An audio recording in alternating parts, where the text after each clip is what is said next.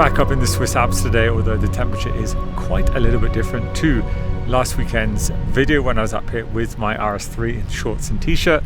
It decided to snow yesterday. That is May in Switzerland. You just never know what you're going to get. But I do like moody weather like this with a low cloud.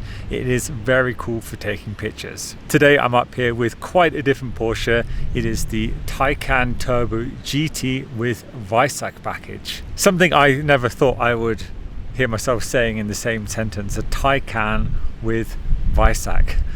I haven't got used to it just yet. And I know most of you don't like electric cars. I know most of you don't like to watch my electric car videos.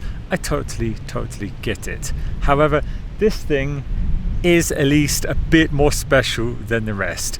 And my word, is it fast. So with the overboost function, it's putting out around 1100 horsepower.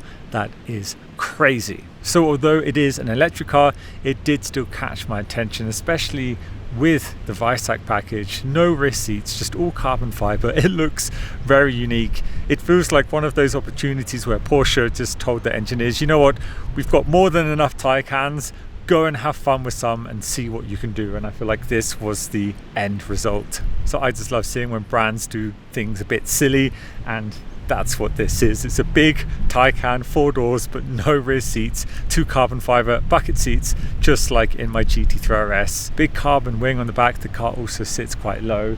It is just pretty cool. As far as electric cars go, this is quite cool.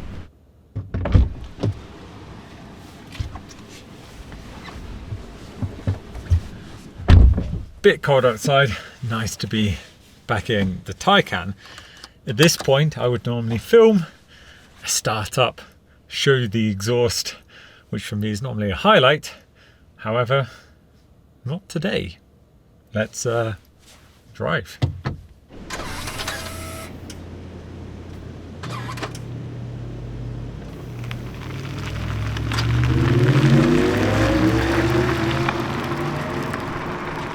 So, I actually have this Taycan for the next few days, and tomorrow I'm doing a road trip with it down to Monaco for the Top Marks car show.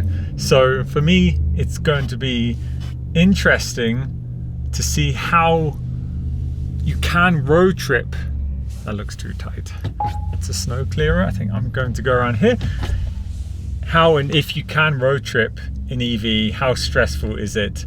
And that's what I'm going to find out tomorrow. Let's head down the pass before it starts raining. Rain is forecasted and potential snow. It feels cold enough to snow. So I think I'm going to make this a quick one, which shouldn't be a problem considering the amount of power I have.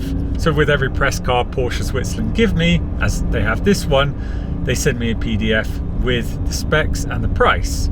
Now the price of this one on the PDF they sent me is an eye-watering 282,000 Swiss francs. So that's big money for an EV. Let's hope it's special. The color on this I quite like actually. Today it's a bit of a difficult color because it's a flat color. I'm hoping that actually tomorrow in the south of France it's going to stand out a bit more. Right now it kind of blends in with the landscape of Switzerland, which is relatively flat. It's blues and greys. So this color here in Switzerland kind of gets a bit lost. It's called pale blue metallic, and yeah, it's a nice color. I don't think I've had a Porsche in this color before. I think it might also be a new color. Anyway, it is quite nice. There's actually some quite interesting sounds the car makes, some mechanical sounds, which is really nice. Not as good, of course, as in my GT3 RS, where you hear the gearbox and the clutch. You really feel like you're in a road-going race car. But there are some nice sounds here and there. It's a 2-speed transmission on the rear axle. Just going to turn around. I've got the car in as low as possible, but actually still plenty of room. I don't feel like I need the lift system. Very easy to use, although it's quite a big car.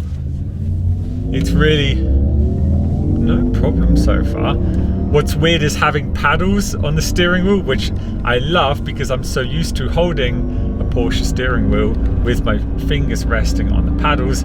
I really want to change gear. And on the way here, I was thinking, I wonder when what brand is going to make an electric car with gears, or is that done already? I have no idea. I wonder if that could work, because changing gears is just something that's so fun, and it would make driving an electric car, I think, a lot more fun, because going into each corner I keep feeling like I want to downshift. I don't want just this constant speed and to come off the pedal and have this regen braking, which you can turn off, but then that's also weird. I would like to use more engine braking, but through changing down gears, not just lifting off the throttle. Anyway, first impressions. So I picked this up literally around 3 hours ago, and all I can say is the way it's going around the corner is something I've never felt before in an electric car.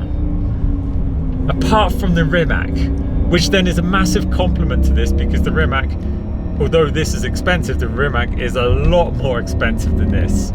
Porsche really know how to build cars for the track, and that's what this feels like.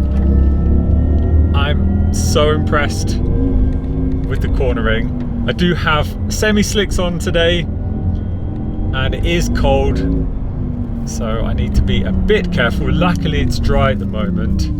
It's the fastest accelerating Porsche, so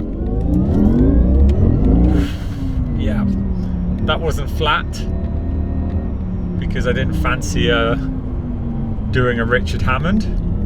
Yeah, this is an interesting car, let's say. My word. Oh my god, I'm gonna make myself sick in this car. Yeah, that's something.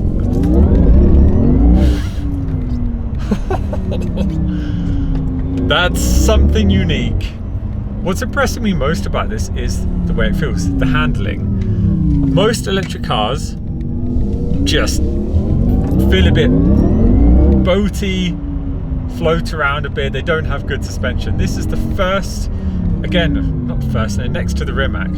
I would love to drive these back to back actually, but one of the few that feels like a proper supercar on the corners. The handling is seriously impressive. So as I said, this one has the optional Weissach package. It's lighter, but still weighing in at 2.2 tons. You don't really feel it. You feel that it's a big car, and you feel somewhat of the weight, of course, but oh my god. On the corners, I have to say, it's so impressive. It's a bit like the Nissan GTR. I think that's what it reminds me of a bit. Where I know the designer of the Nissan GTR encouraged weight, combining a heavier car with a decent amount of power. I feel like the weight suits the car, and the power, struggling for traction a little bit. It's got the Porsche active ride suspension, so it's constantly adjusting, keeping the car seriously flat. I mean, it's really, I feel like I'm experiencing barely any body roll, if any, up into the clouds. Sorry, you guys don't have much to look at ahead at the moment. Welcome to the Alps. Broke a record on the Nürburgring. Very impressive car. That is a massive snow wall, actually. That is huge. And I just realized I got up the pass what felt like quicker than normal. Not saying that power is everything, because to me it's honestly not at all. It's not easy to make an electric car fun. I understand that. So where people need to focus is the handling, the power, the looks. That's the areas where they can make an electric car exciting. But always adding more power is not going to increase the fun continuously. There will come a point where it's like, well, it's great, it has over 1,000 horsepower, but it doesn't really bring a smile to my face. I think this looks good. It drives extremely well. Definitely the most fun electric car that I've driven in a long time. Definitely my new favorite electric Porsche, just based on the handling, not the power, but the handling, the way it feels, the way it goes around the corner. So the paddles on the steering wheel do actually have a function. I forgot to mention the one on the left. I can turn on and off the regen function, and on the right I have the overboost, which I've not yet tried. I just need to find ideally a open space that I'm not too high, because I just don't really fancy flying off the side of a cliff today based on the fact of 1100 horsepower, cold tires, and a long way down there. What I'm hoping is going a bit further down and find a nice straight that's not high off a cliff and try a launch control. So with the overboost function, to get the full power, it lasts 10 seconds and then you need to wait an additional 4 seconds each time for it to cool down, and then you can use it again. I'm going to try this now, so I can use it while I'm driving. If I push it, alright, it's giving me 10 seconds. Oh my, yeah, that was nearly a full Richard Hammond then. Okay, that is, sorry, that was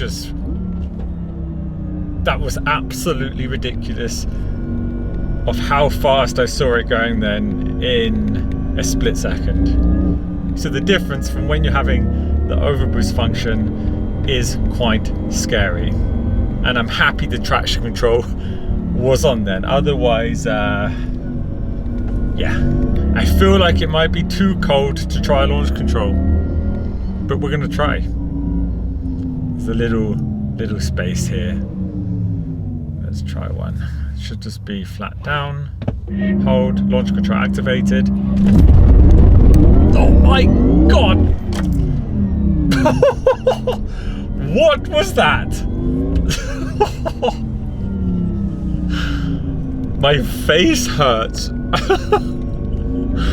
Is it fun? Yes. Is this car good? Yes. Would it ever replace a petrol car for me? No, no way.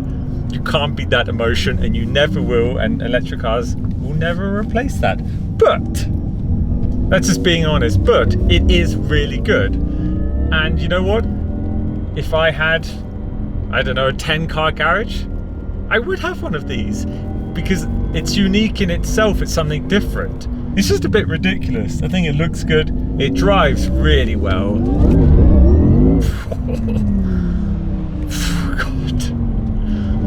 I'm scared to use the overboost button again, I have to admit. I feel like I'm a bit too high up now to use it. Should I use it? Yes, come on. Coming up the corner, overboost. Yeah, I was hesitating a bit on, on the throttle then. 1, 2, 3, 4. Let's see if it... Oh, yeah. It does what they say. Oh god. I'm turning that off. That's ridiculous. The tires are far too cold. But anyway, thanks for watching today's video. For me, it's time to head home now before I get range anxiety, because there are no good chargers anywhere near the location I am at the moment. So thanks again for watching. For me, it is ciao for now.